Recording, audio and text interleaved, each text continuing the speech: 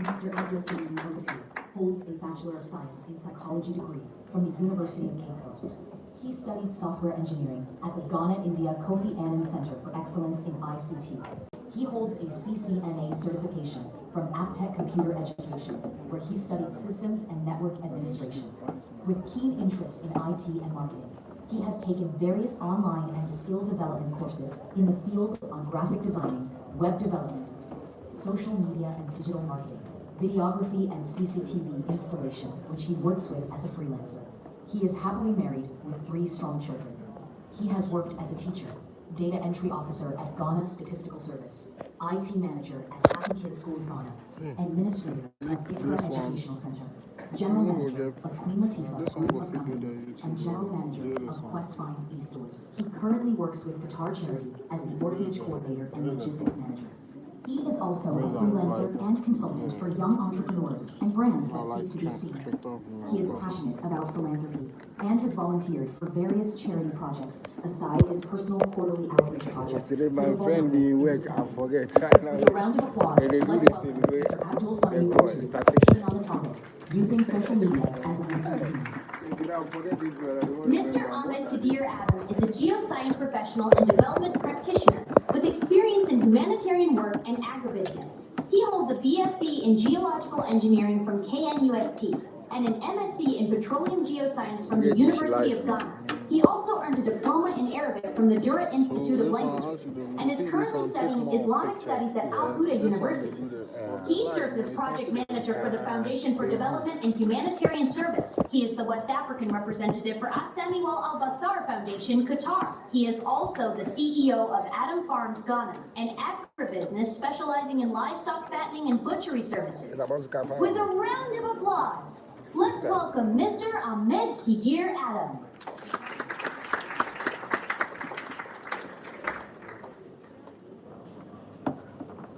Okay, so our host for this forum goes by Halima.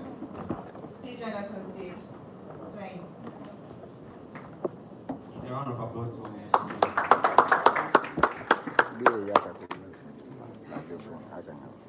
Before we start with our panel discussion, we'll have a brief introduction from Dr. Nasiba.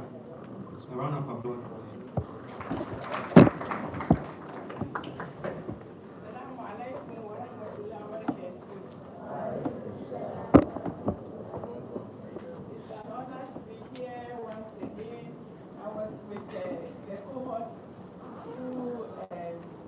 Joined last year's program, and I'm happy some of you are still here. I just want to share some few experience that I have summed up through my years, during my lessons, the lessons I have learned from those years.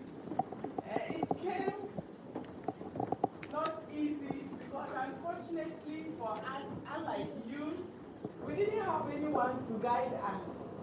We did not have people who had already been in the SS to tell us, oh, this is what you are supposed to do, this is what you are supposed to learn. But you are privileged.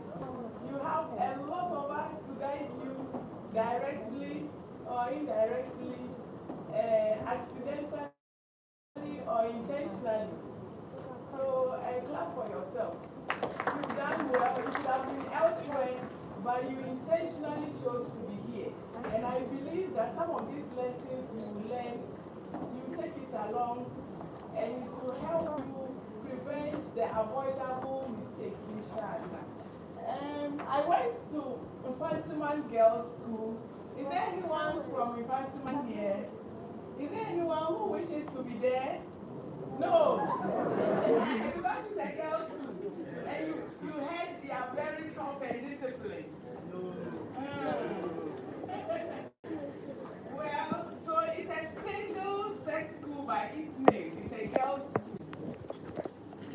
And just like a lot of the girls' schools, it comes with a lot of learning things the hard way. You have to be tough, you have to be smart, be on your feet. And it was very confusing for some of us at the beginning. But along the line, we learned with humility. And it is what has kept us going through thick and thin. And we came to realize that, oh, what we thought was hell and punishment at the boarding house was actually preparing us for the real world. Because the real world is equally tough. And maybe what we saw in the secondary school was cushioned a little because you had seniors or elder sisters who would cushion you anytime you were breaking. And we are doing navigating senior high as a Muslim team with faith, focus, and responsibility. Our time was a little bit different from this contemporary times because you have social media and other tools because of fast moving and growth of internet, which is a sword with two sides, depending on how you would use it. Secondary school is a stage of growth, change, and pressure. That's what I learned. It is the academic demand increases, unlike the JHS. What you did at JHS is the beginning of the game. The real game, depending on the course. And in fact, I spoke to other colleagues, irrespective of the course, it is an academic, it has serious academic demand as compared to the JHS. And unfortunately, if you did not go to a good school during JHS, and you also didn't give your chance the opportunity to benefit from others who went to good schools in terms of content, what they studied, and the materials available, at the first year, it will be challenging for you. When others are seeing it as academic challenge, you will be seeing it as a mountain. So quickly, you have to retreat, go back, look at your strengths, go around to see others who are stronger than you, then you align yourself with them so that they will be helping you assimilate it to your level so you catch up. It is also a stage of independence because over there, you are on your own. You have to do things by yourself and you have to learn the fast way. Otherwise, if you came to if you were in a boy and girl school or a single sex school, you will be equipped physically or equipped psychologically. I mean, you will be pushed to do things the right way to catch up with time. Then it is also a place for a strong stage of peer influence.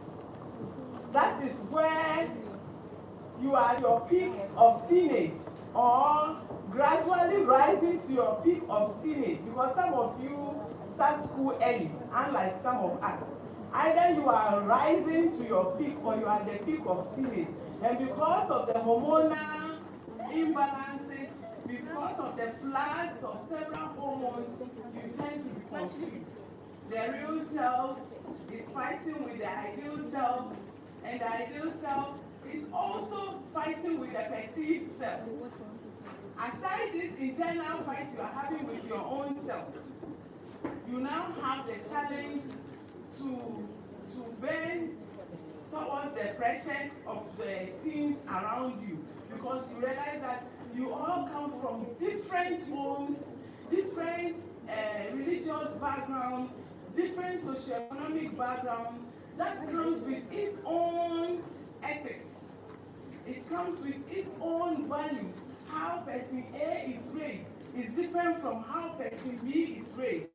And all of these people, you are meeting them all the time. In the classroom, in the dormitories, in the washrooms, yes, because there's a time for bathing. And all of you must bath at a certain time. And you have to learn to now define your boundaries, what I call buffer zones, to know who should enter your buffer zone, who should not be allowed, where you should draw the boundaries between what is acceptable and what is not acceptable. And all this madness is rushing into your head, like the screensaver. It comes and goes, and you have to deal with all this load in addition to the academic stress. And sometimes, some people, by the will of Allah, are able to manage it. Sometimes miraculously, because you sit back and wonder, hey, how did I manage to cross all these milestones? Some people too are not privileged. They are not fortunate to be able to manage it themselves. And it comes with anxiety, it comes with stress, it comes with a lot of issues trying to deal with yourself. Then, the other independence is the faith without supervision. In your house, when you come from school, they'll say, Kisala, Kichabichi, take you one car. Have you prayed? No, I prayed half. Okay, go and do the rest of the half. Today evening, you have to go to Halaka. There's some of you go and stand somewhere and rush and come back. Over there, it is faith without supervision. Because your mom is not there, your dad is not there, but Allah is there. If you were the one who is always waiting for somebody to come and say, have you prayed? Then it means that for all the 3 months, you will not pray. And unfortunately, that environment may not be stimulating or easily allowing you to pray. And I remember for some of us, we were the few ones who were viciously or physically seen to be Muslims. And it was something new to others, and they had to deal with it.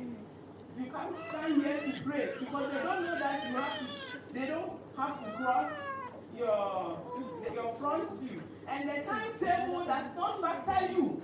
Who is praying?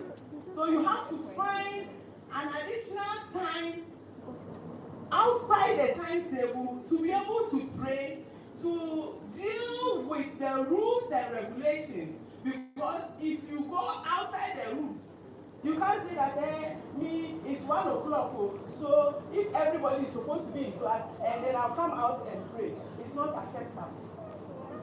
You have to deal with the rules and regulations and look at what will be acceptable before you pray.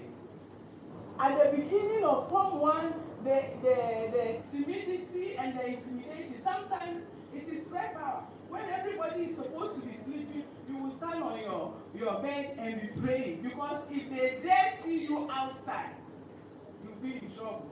So it has to do with faith without supervision.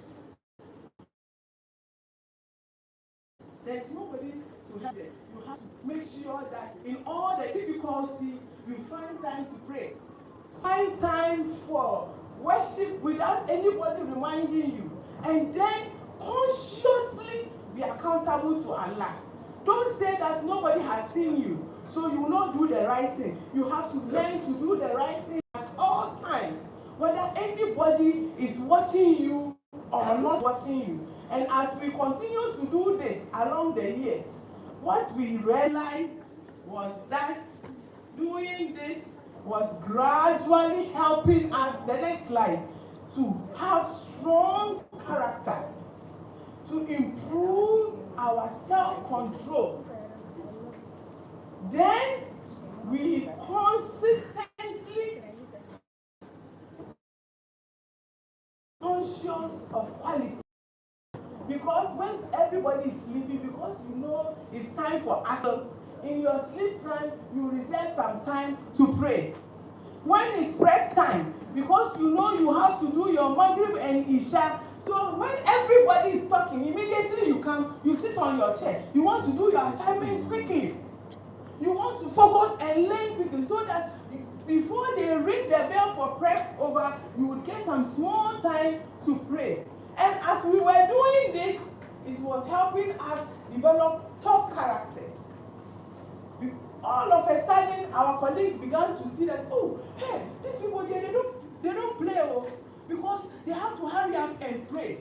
And they have to hurry up and pray. The performance of ablution, you praying and coming back to learn, gave you an added advantage because you come back with your brains sharp, ready to catch up because you know your other friends are ahead of you In doing that, naturally overcompensation started setting in. You were going beyond your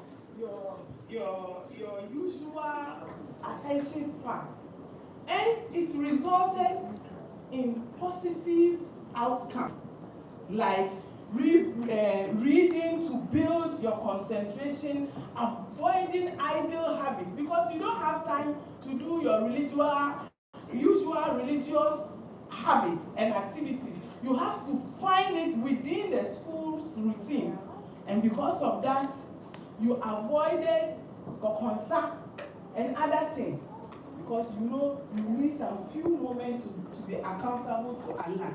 Then your knowledge seeking became a responsibility, and your academic performance determines your next stage in your next academic journey. All these things you learned, it added up to the knowledge we acquired, and it set us stage for the next level, because we realize that we have to always be running to catch up with the rest, and that build that stage to university, to first degree, to second degree, to all the degrees you have had. The discipline, the values, the niche we carved for ourselves, and the fact that we were able to balance the deen and the studies, manage all kinds of distraction. I said faith without what? Supervision. Helped us to manage all kinds of distractions that were around us. And Alhamdulillah, now we came to appreciate all the challenges. In all this, there are certain things we set for ourselves. We set clear goals for ourselves. We start small and we improve gradually. Because when you come, you know how the SS textbooks are. Form 1, 2, and 3, all of them what? Big, combined. Then you decide to faint or have vim and say, all these pages, I'll read 1 or 2 pages every day. And by the time, because of the clear goals you set, depending on your strength, by the time you come to the final year, you realize that miraculously, because of your intentionality in the goals you have set, you would have been able to cover all the subjects. And you wonder how you passed. It didn't come automatically. It came with starting small and improving gradually and trying to navigate your path by managing the distraction. And then balancing your religiosity and your studies. You can't say that, you're running Juma, so me must do one lesson. No, all the classes you still attend, but you still find time to do your worship without it affecting the routine. We are saying that ensuring that you perform your religious rites should not conflict or distract the school routines. We are people who are supposed to obey rules and regulations at all times.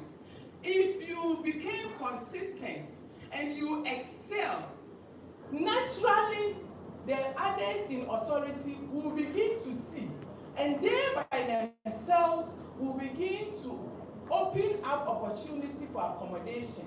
Then they would give you chance to practice your religion without any interference. But the word of caution is that when we are given the opportunity, we shouldn't abuse it. If we abuse it, the next batch who will come now will not get that opportunity. There is a vast difference between single-sex school and mixed school. Mixed school, you have to deal with adapting, assimilating with the opposite sex around you, knowing your boundaries, knowing what is acceptable between the male and female, and be able to restrain yourself from the temptations of the opposite sex. Unlike the mixed school, the single-sex school is the same sex, but then, because of contemporary issues, because of gayism and lesbianism, we still have to be mindful of what is halal, what is acceptable, and what is not acceptable. Above all, see, the boarding house, because of the routines, it helps us to have discipline. But then, those who also go to day schools, they are able to perform. They are able to inherit or acquire some of the disciplines and routines, like laying the bed and all those things. They are able to learn it by themselves or through conversation of others. And we have people who have also gone to day schools and become better. But with the same, the boarding house, there's both latent and manifest form of education, where the latent one, the one that is not the obvious one, comes with routines, comes with habits, or what we call behavior modification. But some day school students that are good, they intentionally instill those behaviors in the students. So when you go through, don't focus on what you went to learn, the manifest one. Those ones that are unintentional, like going to lessons on time, performing, they give you chores to do, whether washing bowls, sweeping, all those things inculcate good character in you. And when you blend all of this after school, you become a better person. And I believe that the few slides I've shared with you will set the tone for discussion, and we'll be expecting a lot of stimulating questions for us to help you navigate your way around. Do we have people who have already completed SHS? Yes, so you share some of your experience. Are there ones who are yet to go? Yes. Good, so we will learn. So we'll be learning from each other. Thank you very much.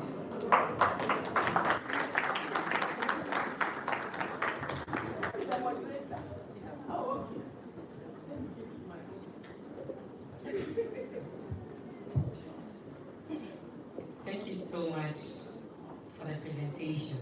And also the audience, thank you so much for staying with us. It has been an honor. But then I want you to know this is going to be one of the best sessions you're going to have, because you'll get to interact with the panelists as well. Now, every single question here is going to go with the theme we have today, which is Muslim role models for the future. And of course, our panelists here serve as role models to every single youth in the community. So them being here, they are going to help us learn and explore. Dear panelists,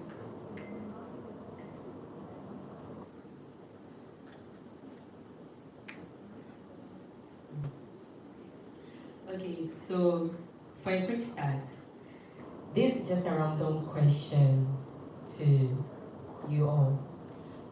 Being a role model to most of the youth out there in the Muslim communities, how do you operate with youth not being able to follow the faith obligations put down for them? Alhamdulillah wa salatu wa salam ala ashrafil anbiya wal mursalin sayyidina Muhammadin wa ala alihi wa sahbihi. First of all, I want you all to know that this is a very confidential interaction. And to be honest, we are not here as judges or preachers, to be honest. We are here as what? Older siblings and mentors, you know, because we are not actually into showing what to do, but to actually have an interaction and face the reality. You know, we are here to guide and to relate our situations and also to what? Inspire you.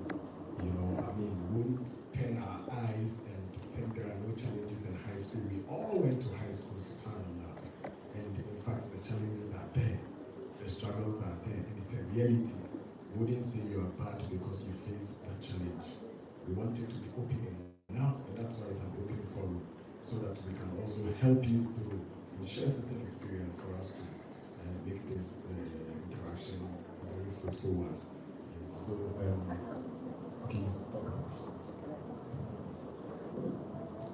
The question is, be role models to most of the youth how do you deal with operating with the youth not being able to follow their faith obligation being put down?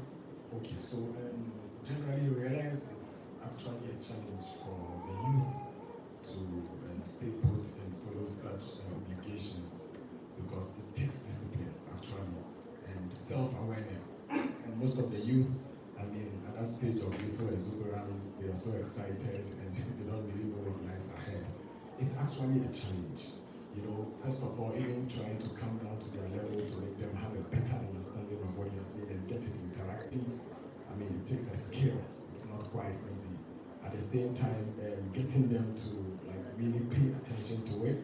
You know, because I mean, even in Islam, alhamdulillah, we have so many stories at the times of the prophets when we had really little young children involving so much at the age of 8, 10, and 12 who were interacting and in fact going to battlefields.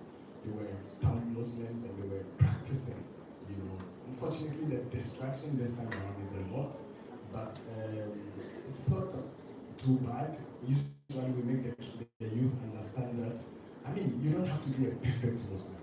Wallahi, you just have to do your best. Fattakullah mastata'tu. At the end of the day, it's your best Allah is looking at.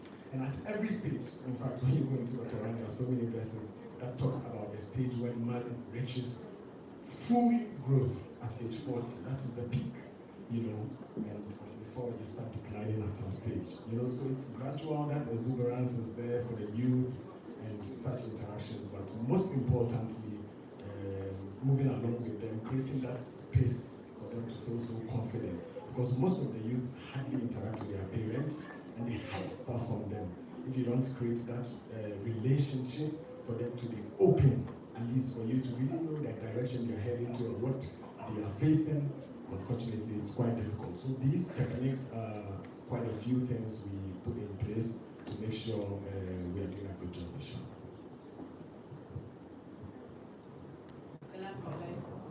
Thank you very much. I think that we acknowledge the fact that the youth in contemporary times are going through competing challenges that was not known to our upbringing. So we acknowledge the challenges they are going through, and we approach them in that unconditional, positive regard manner. I mean, in the non-judgmental manner. Perhaps we would have been worse if we were in their shoes now. Because during our time, there's nothing like internet where the whole world is at your palm and you can sit in the corner of your room and do anything for free. Even the television was only one in the sitting room.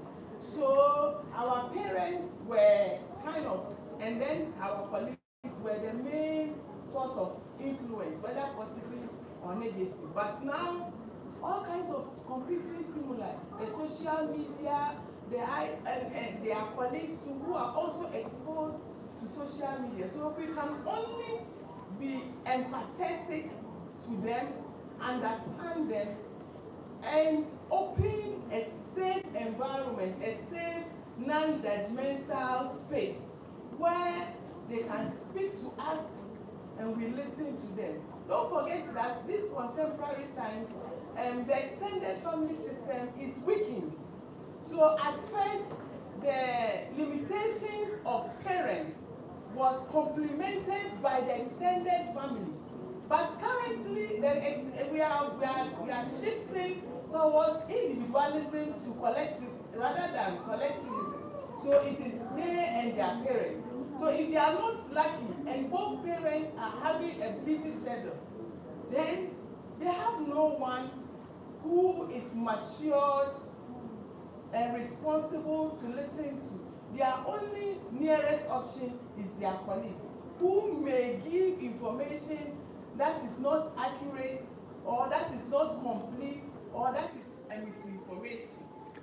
And sometimes, to no fault of theirs, they themselves do not know what they are giving is not accurate. So they now have to fall on others, significant others, who are not directly related to them to help, to listen to help them understand the challenges they are facing. So if we devise a judgmental,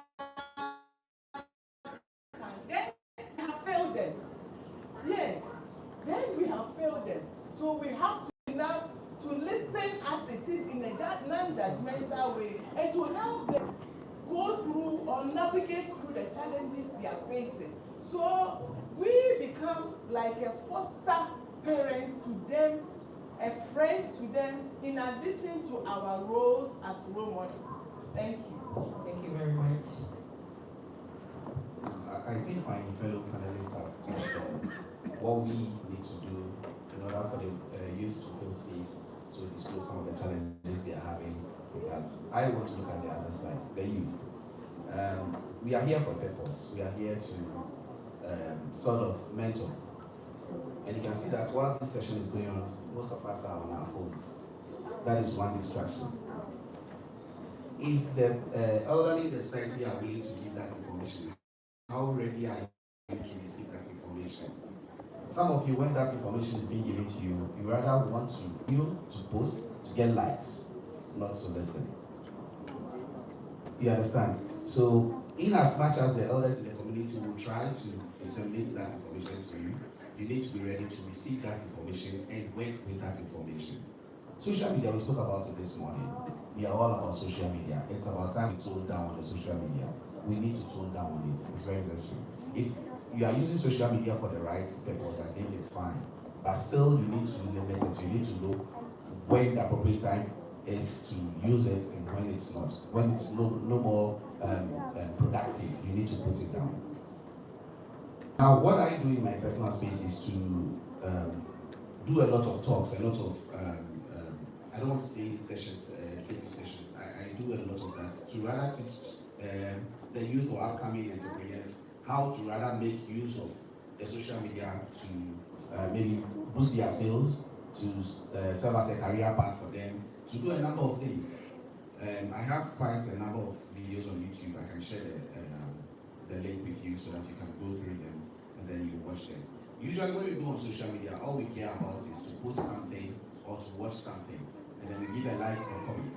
But what if you go on social media to actually educate yourself on the skill? You realize that most of the times what we are used to is classroom teaching and learning, and most of them are theoretical.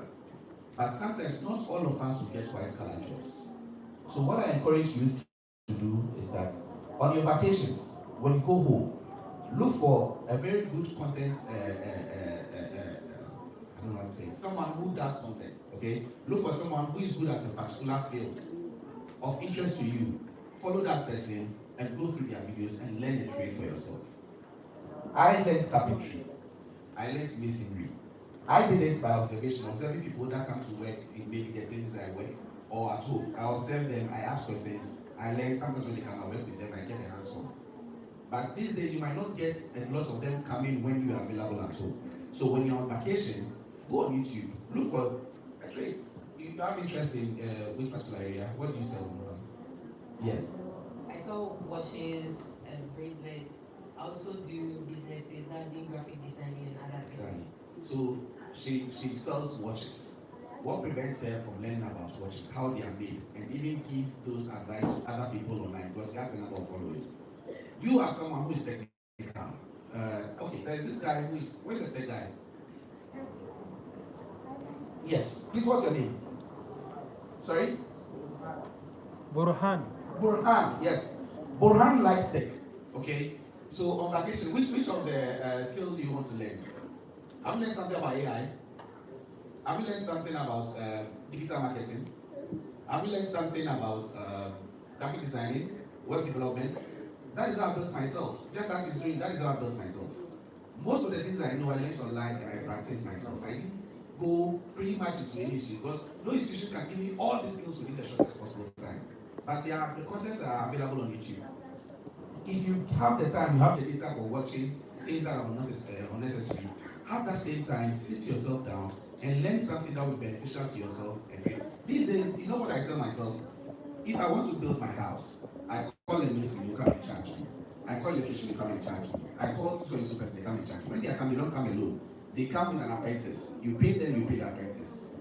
But if I have maybe a basic knowledge or intermediate knowledge about that field, if I call you, I know what I'm about. I know what exactly I'm looking for in you, and I'll work with you. That will reduce my charge. More money in my pocket. Isn't it? So when you have the chance, learn anything that you can, learn it. That is what I encourage a lot of youngsters to do. Set up business. She has set up one for herself. Do you have a logo? Yes, please. Do you have a social media account? Yes, I have a Google. It's a web design. Good, very good. She's on the right path. These are things that you need. Learn how to do a little bit of graphic design to do your logo, to do your flyers, to market your products. Learn social media so that you'll be able to market your products and put it out there. So that you'll be able to be what do you call it? A source of reference when people are talking about that particular area that you're dealing. Okay? So learn the good stuff and use it to build yourself. It's not just about entertainment on the social media. Okay? And one other thing, I've talked about the social media as distractions. For the young guys amongst us, sports betting. Sports betting. Most of us do it, isn't it? Yeah.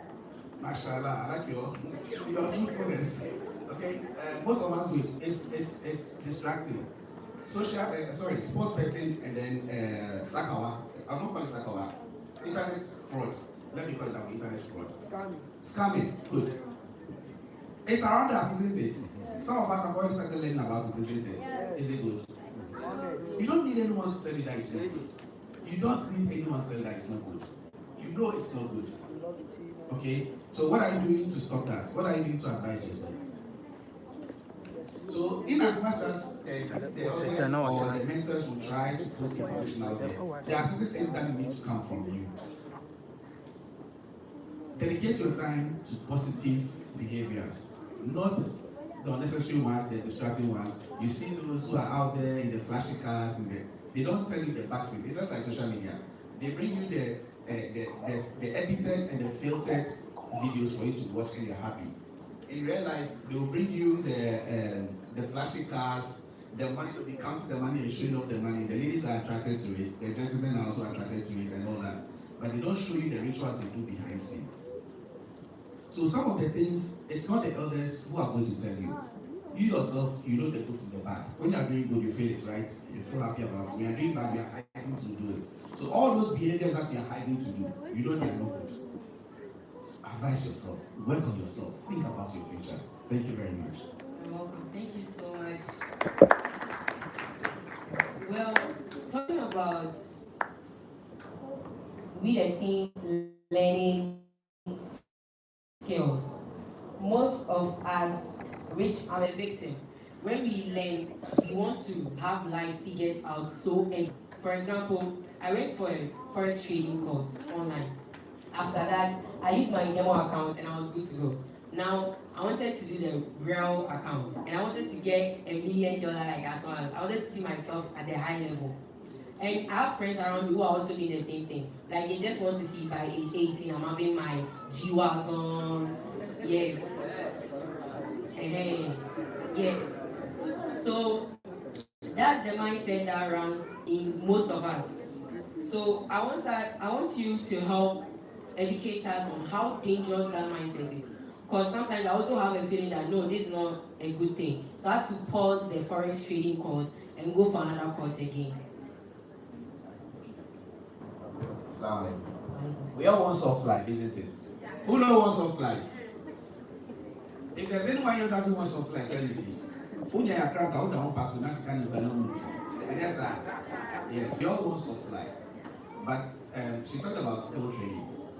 Skill training. You train the skill before you earn from the skill.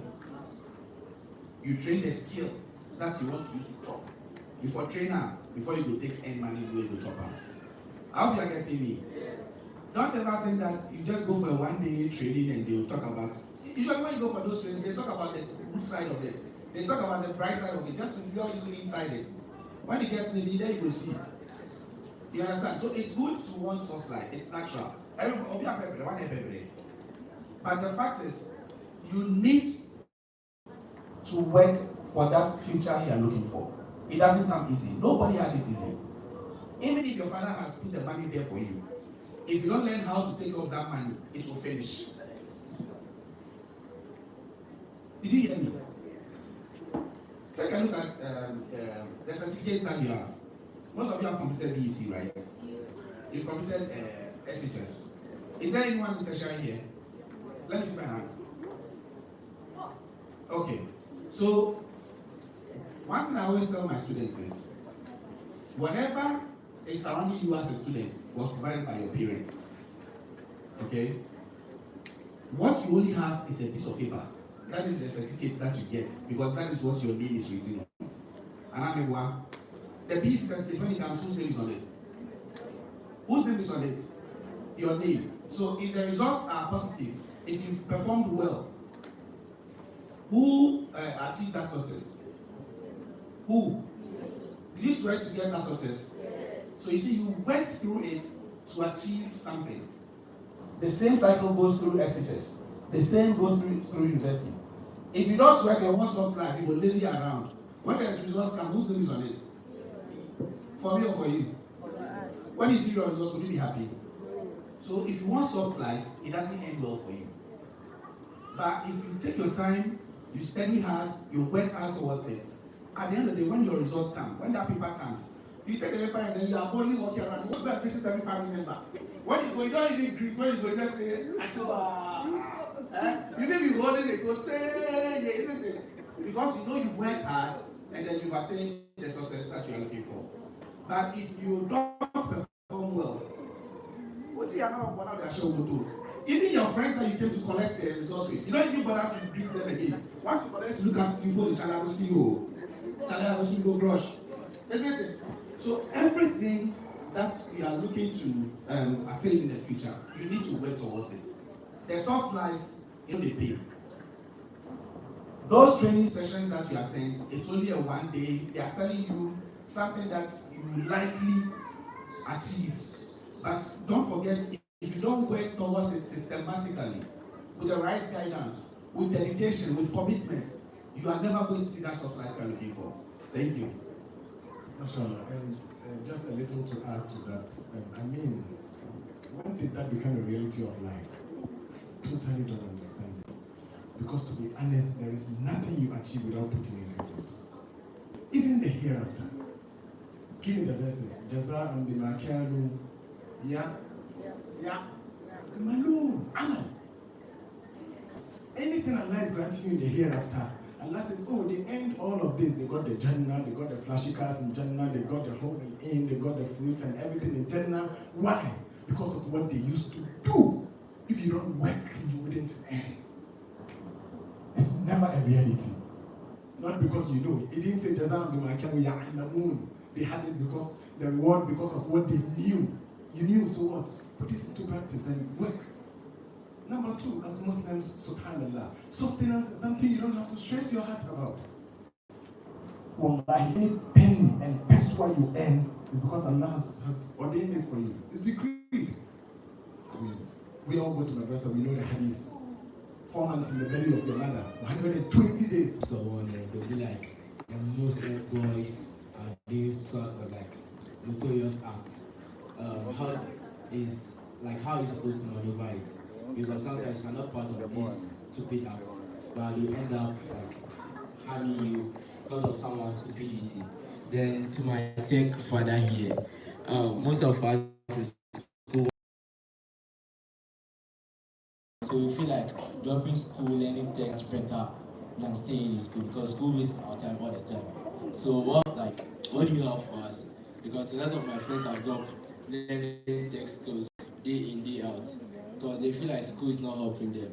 What advice do you have for them and also for me too? Thank you.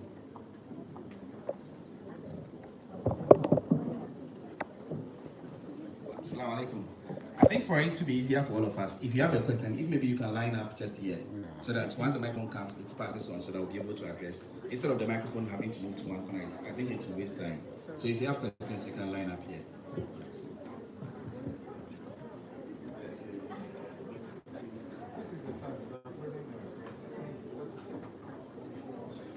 Okay, so from what you said, the first part I would try to answer it has got to do with identity struggle because you are a Muslim in an institution and there are other Muslims that are harming you, or they are doing certain acts that is harming you or tarnishing the image of Islam and you. You know, it's an identity struggle for everyone who goes to high school, goes through it. You know, Muslims are like this, Muslims are like that, or one Muslim does something and they say all Muslims are like that. Someone even comes with an experience from home when he saw a Muslim do something and tag you with it. You know, I would advise you, first of all, don't argue. Don't argue. Argument doesn't solve it, it rather escalates issue.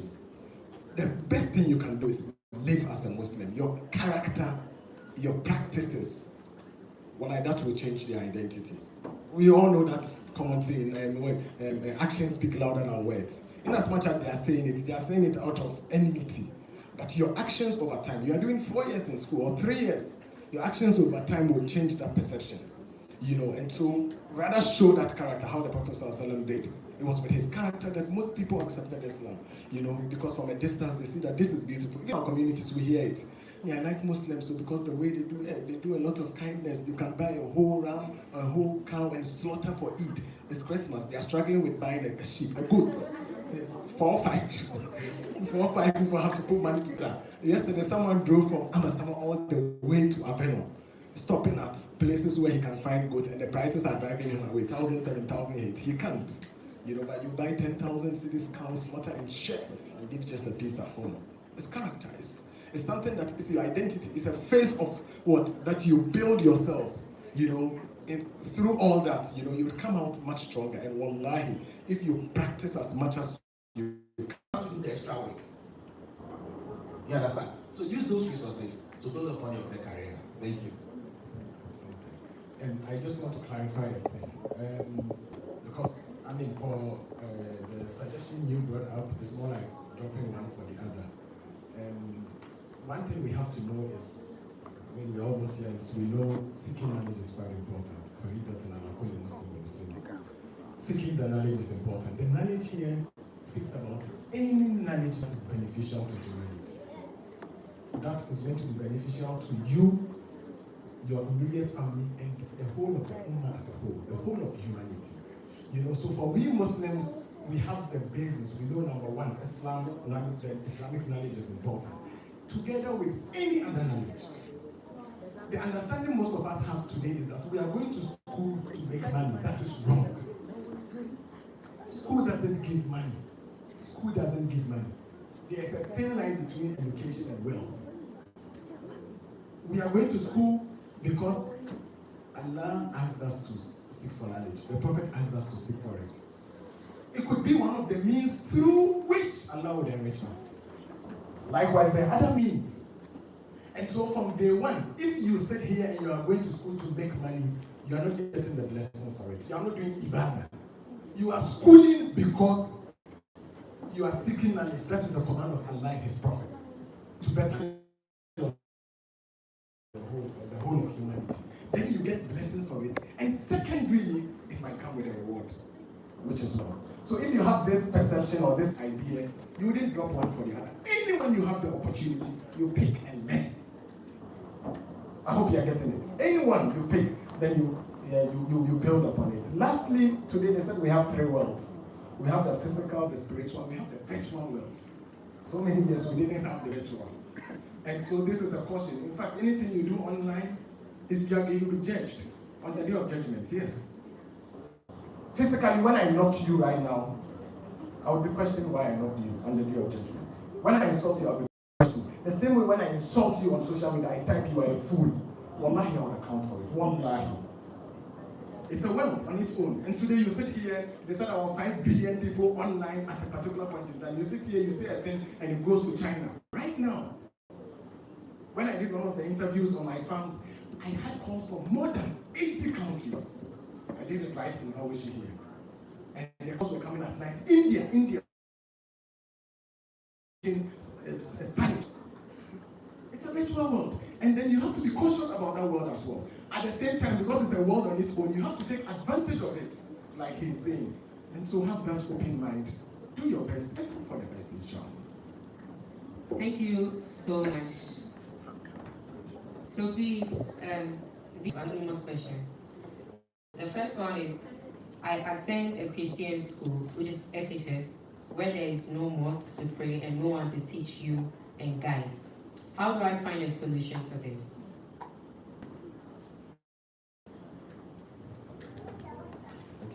And so it's a Christian school, and I guess you're in a body, right? Male or female, it doesn't matter. At the end of the day, the greater goal is you're seeking knowledge, and alhamdulillah. Now, wherever you find yourself, just make sure you do your best. Just do your best. The circumstance, exactly, just do your best. So, yes, you don't have a masjid, it's fine to pray in. I don't know if you have a dorm. And even with a dorm, if you don't have you are not able to pray on time, it's fine. Class ends maybe at 3, that's when you get to pray Zuhur and Asr, 2 minutes, 5 minutes, pray. On your bed, pray. On your child, pray. Before, yes, just, there's no excuse. At the end of the day, you know you have to fulfill that. I mean, Islam is quite easy. We pray while sitting. Even while lying, on your left-hand side, if circumstances don't permit you, Allah looks at your heart and He saw the effort you put in just to make it. And that is more important. So you do that, at the same time when you come home from vacation, gather your thoughts, learn from around, compensate for it, and keep that energy when you go back to school for 3 months before you come back. Shortly, we don't have much time. Thank you so much, Sheikh. So, yes, the next question. Yes, so I think he has said it all. If you know your region has a GIMSA, the Ghana Muslim Students Association in your region, try and get in touch with them, and I think they'll be able to help you to learn about it. I know GIMSA does a lot of outreach programs to the secondary school. So yes, I also went to a Catholic school. We didn't have a mosque, but we always find out. Just as those who want to misbehave find loopholes to do their bad deeds, you can also find a way to pray, inshallah. Thank you. So the next question is, I love business, but as an SHS student, my parents tell me to focus on my studies. How can I balance my studies and doing business too? Thank you.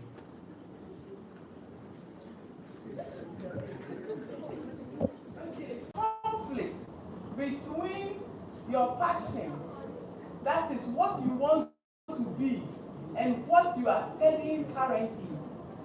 It's not a problem. Yes, some people may have cognitive dissonance of it. It keeps disturbing them. I don't like it. And because of that, you lose total interest and you waste your parents' resources. Then when the results come, I cook a change. They need art. Now you cook art. And you forget that knowledge has what we call positive interference. I tell you, no knowledge is foolish, even if it's dondology.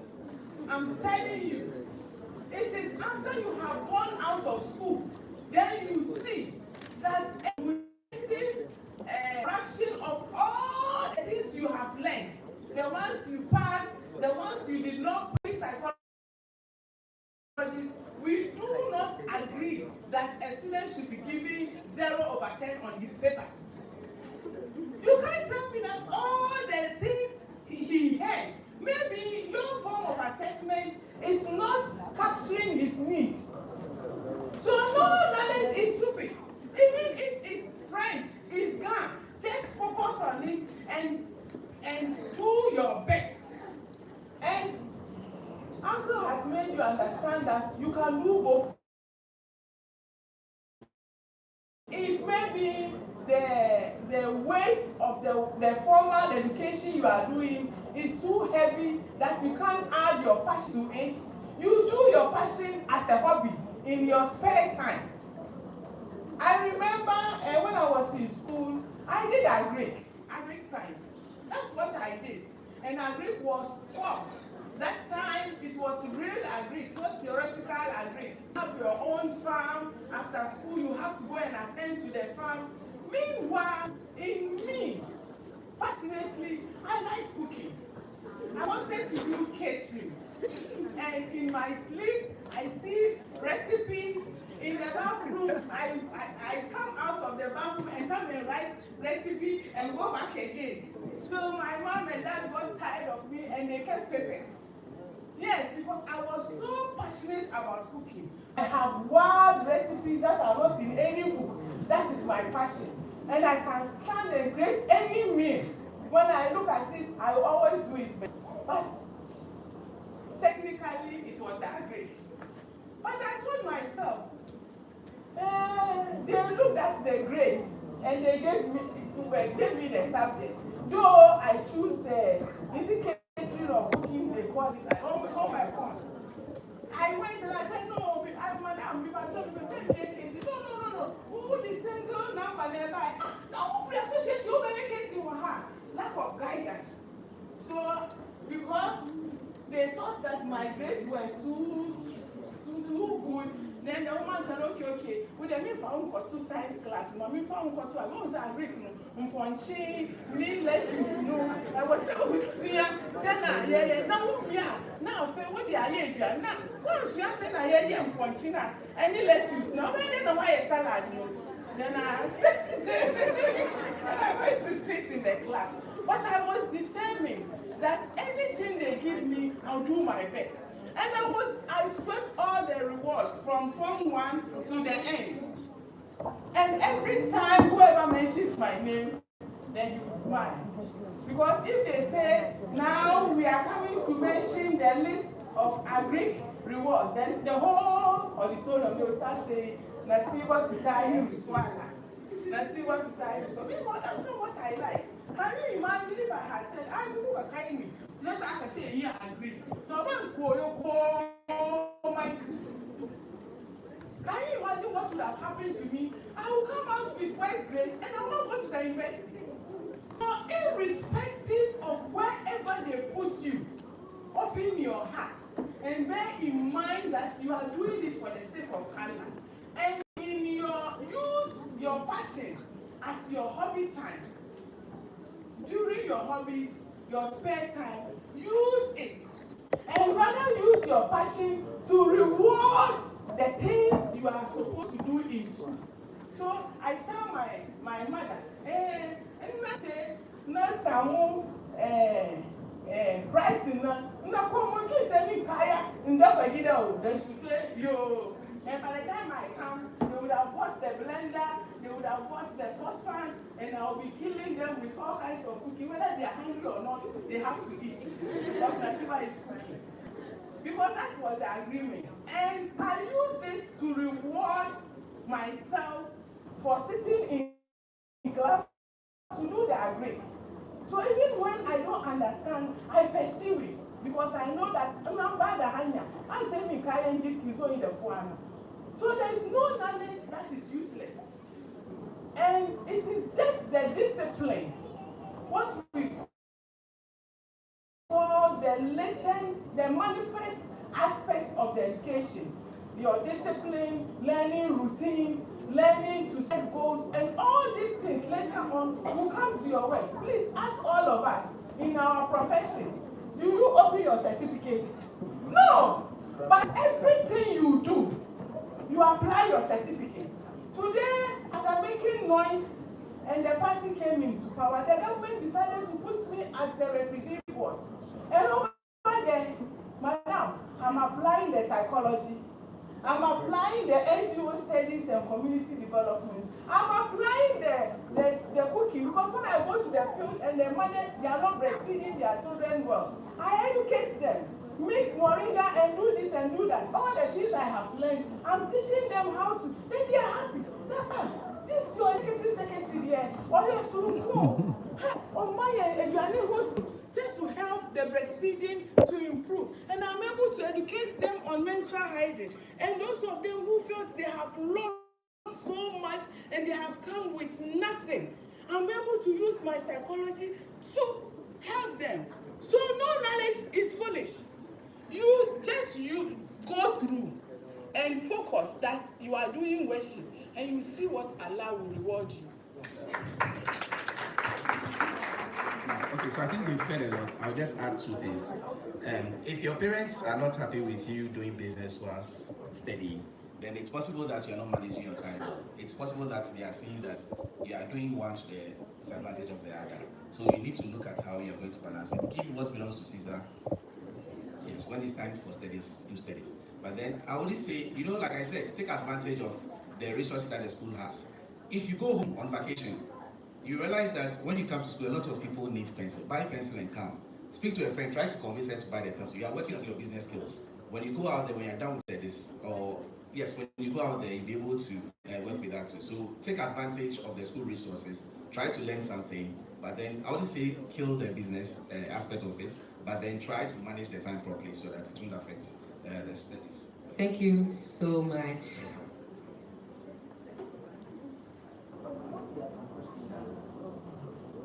This is actually a critical question. I'm an SHS boarding school student. At night, a particular senior comes by me, and when I refuse, she pulls away my blanket. Lesbianism is big in my school. What should I do?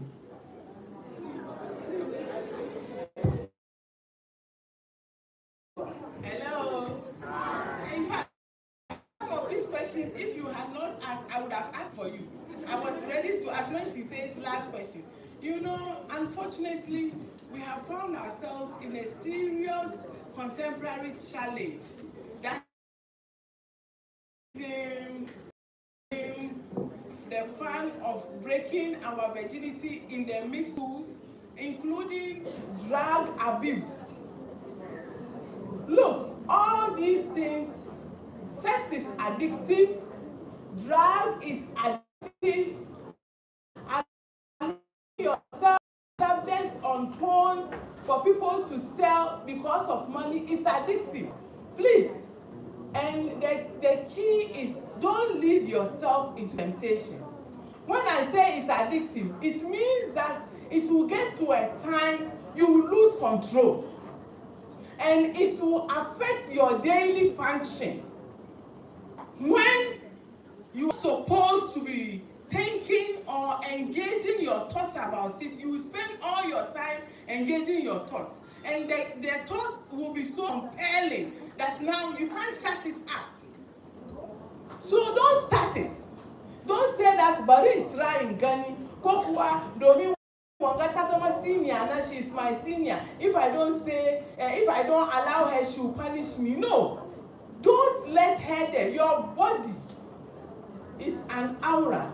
It belongs to you alone for now. Until the Imam does khutbah and says you are married, before it is shareable with somebody. At this moment, until that time, it is your property. Do not allow anybody, even if it's your father, to touch your private parts. Your hair, your vagina, your breast, your penis, that is the man. It is for you, not anybody. Do not allow anybody to touch it. Whether your uncle, your auntie, your father's friend, your father. Not to even think of your classmates or your roommates whom you don't know from anywhere. It is haram. Look, with us as Muslims, anything that will lead you to sex is haram. I once remember, yes, Imam, we have to be blunt. I once remember I was having an issue with two students. The girl said it is the guy who impregnated her.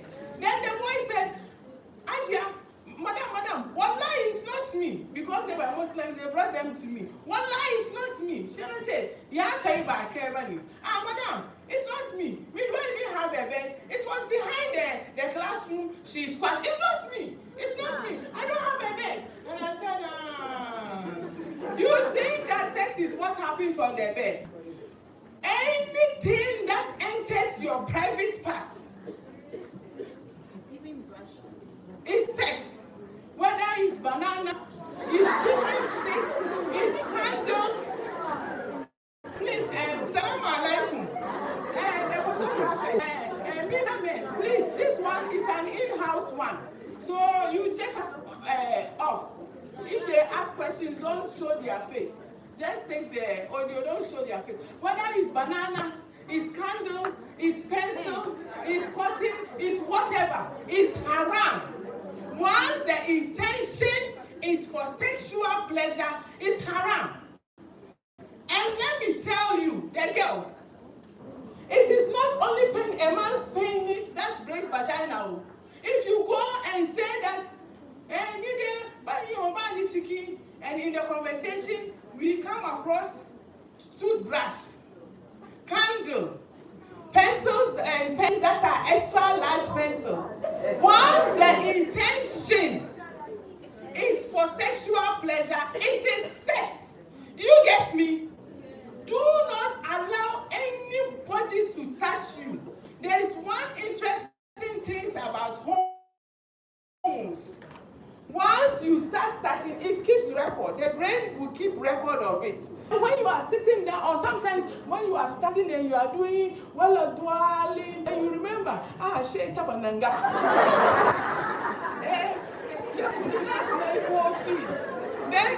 Then when you are squatting and you are doing sujood, then the shaitan will remember. Kituna, they put the coffin and kick and what's the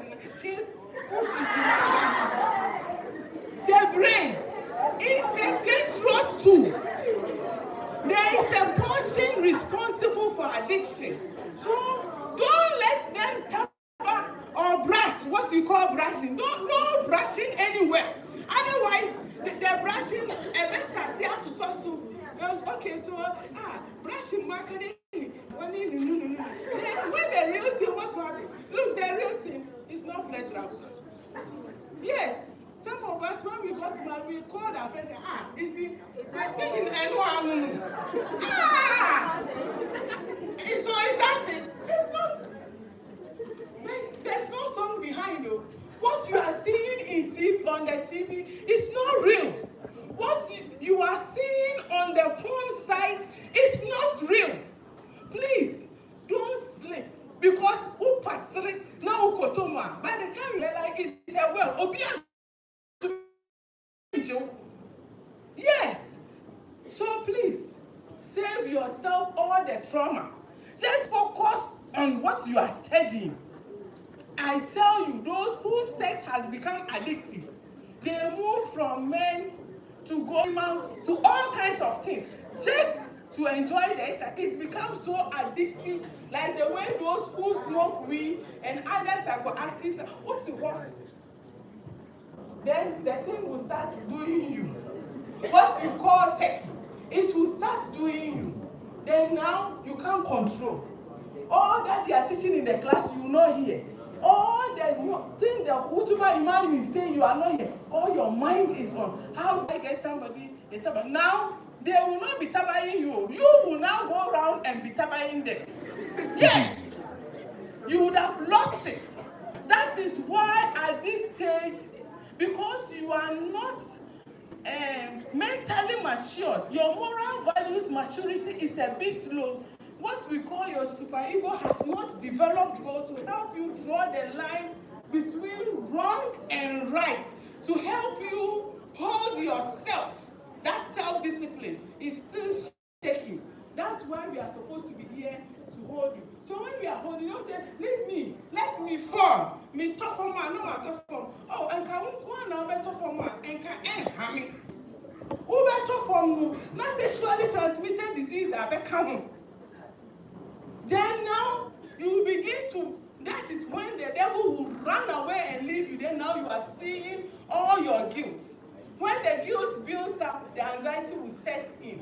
When the depression sets in, you go and commit suicide. And madam will tell you, that one, Allah will not forgive you. Whoever takes his life, irrespective of what problem it is, Allah says not forgive you that sin.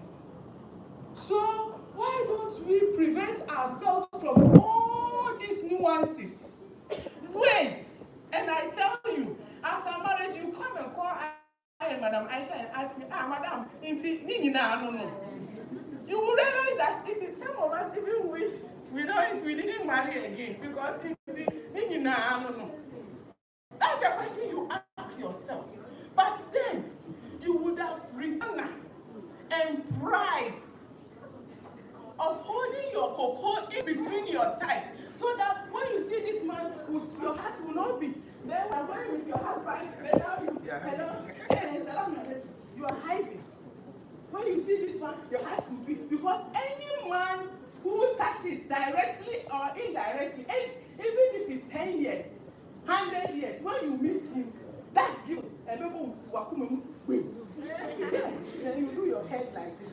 If you want to walk confidently, without hiding, you see, God has not started judging you. You yourself, you are judging yourself. Leave them. That's 1 minute. That's 2 minutes. Cheap. You will not wait for him to buy expensive bed. Build a proper house. So that you know that you have broken your virginity with pride. The day he misbehaved, then you ask him, Master, why did you meet me? You married me before you knew me. So what's your time?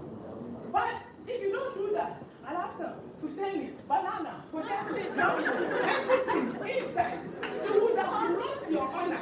And every time you will be worried about the tendency of you having sexually transmitted disease. Look, even before God will come and judge you, you will be judging yourself anytime you meet that man or that boy. And unfortunately, because you girls, you grow faster than the boys, you would go and marry, and they are still young, running around, going to school or doing something else. Then you come and meet them. She can tell him now. Yes, you will now begin to see the reality. So don't start with lesbianism. The one who tells you lesbianism is not haram, it is haram. Whether by yourself, simulating yourself masturbation, or doing it with another female, lesbianism, or doing it with another male, gayism is haram. And it is addictive, like drugs. So if you can't tell her to her face, because you are afraid of intimidation, go and report her to madam, your house mistress, or your head mistress. In fact, when your mother comes that week, tell her. If you feel that they will bully you, because some of them, because of difference in terms of power, they use bullying power to do you. Tell your mother, school numbers they don't want it. If she says you are lying, go and look for somebody who will try that. Unfortunately, our parents, immediately the parents, don't carry on buy now via school fees. Back to so it is not a school. That is why you are saying this girl is doing. Hey, if she doesn't listen, don't stay there. Please don't develop hopelessness and allow them to be doing. Because if you allow her to do with you, she will bring the others. And by the time you realize, it is not in your vagina alone, in your anus. Yes. We want to say, Madam, forgive us. We want to say it as it is because they are seeing it. Some of them, they are coming from good homes. It's the bad ones in the schools that are spoiling them. So don't let her say that it is not true. Whether she uses her hand, or she uses banana, or she uses her tongue, it is still a sin. Is that clear? I'm saying your vagina is for who? Yourself until the imam does the khutbah. I'm saying until the imam. Because when I say then she thinks that because he says, so gate has opened. No gate is open until I'm khutbah. Is that clear? If he can't wait and he says that, he would, he said, now, let him go. Somebody else who will respect you and is willing to wait will come and say. Not having that self-discipline to wait is a red flag. If he marries you, your roommate who comes to visit, he will sleep with her. Your housemate, he will sleep. It means that he has a problem with self-discipline. Any man who is not willing to wait till he marries you, know that it's a red flag. Is that clear? No senior has authority over your vagina. The boys, I'm saying no senior has authority over your penis. In the bathroom, don't stand there and say, he's senior, he will beat me. Then you'll be pulling your prick and tell you, let me show you something sweet. Tell him that there is nothing sweeter than Aljanna. Is that clear? And now I am a soldier of Allah in the essence. You get me? Because if you learn to know the sweetness and you can't marry, you go and rape. Lawyers and the judge will put you in prison. The minimum will be 25 years. Do you want to stay in the prison for 25 years because of for 2 minutes pleasure? Yes, the voice, I'm listening. No. The one who says that, oh, you and I, well, 2 minutes, they go all they come and can you put that? Yeah, father, sorry, to keep on telling her. You do go cousin, because then I saw the camera. He can you and that buys will be 25 years in prison. Is that clear? Yeah. Next spring, when we come, we will go to prison. We will make that available so that they see the small boys who have raped. But say, vacation time and lot of rape issues. What you are seeing on the TV is temptation. If you see it and nobody is seeing, remember that Allah is seeing it. Put it off. Don't watch and say that, oh, but if you are sitting, it will be ringing in your mind. When it starts ringing in your mind, it will bring some sexual hormones, and you will be feeling it down there. Then now, you are putting it to lie, it will not lie. Then frustration will tell you to look outside. If you look outside for 2 minutes and you are caught, you will be in jail for 25 years. How old are you? 16 plus 25 will be what? Then you would have wasted all your time. Fear gone and fear sexually transmitted disease. Sexually transmitted disease is not only for adults. In fact, research shows that younger children they are more at risk of getting sexually transmitted disease because your vagina is tight and the rubbing will be more rougher than an older person who is relaxed and open. So please, anyone who's senior or friend, where are we are learning? Don't allow.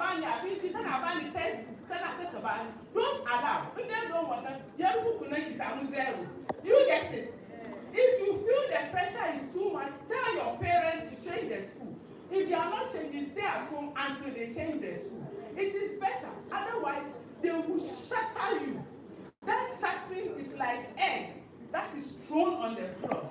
Wallahi, it can never melt back. A word to a wise.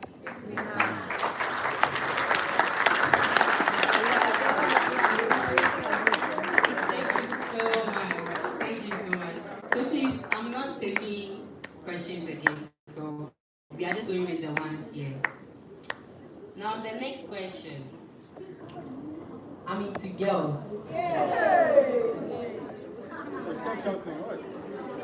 don't know whether the person was or now, because when I consider the question, I got to know, looks like the person has stopped. So let me say, I was into girls, and also I was in the boarding house. People spread news that I was a lesbian, but I am not. They say that because my classmates and friends close to me are.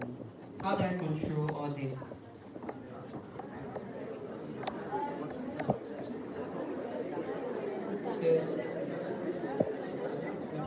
So, Assalamu alaikum. So I think what Dr. Nasiba said has encompassed what she is asking for. If you need help, you can go to your, I think you have school mothers, right? You have school mothers, you have house masters, you have the guidance and counseling unit, you have your parents, and you have the imams within your community, or maybe somebody that you hold in high regard when it comes to Islamic studies in your community. So I think you can rely on those people. So I think most of the question is in relation to the previous one. It's more or less in sync. Okay, so we'll skip that one, inshallah. Okay, I mean, boys school, we don't have, so this is like 3 questions that are similar. So both of them are, 2 are in boys school, and the other one is girls. So they are in the boarding house, and there is no mosque in the school. So they don't get to pray. And the only free period is after prayer, that's 9 p.m.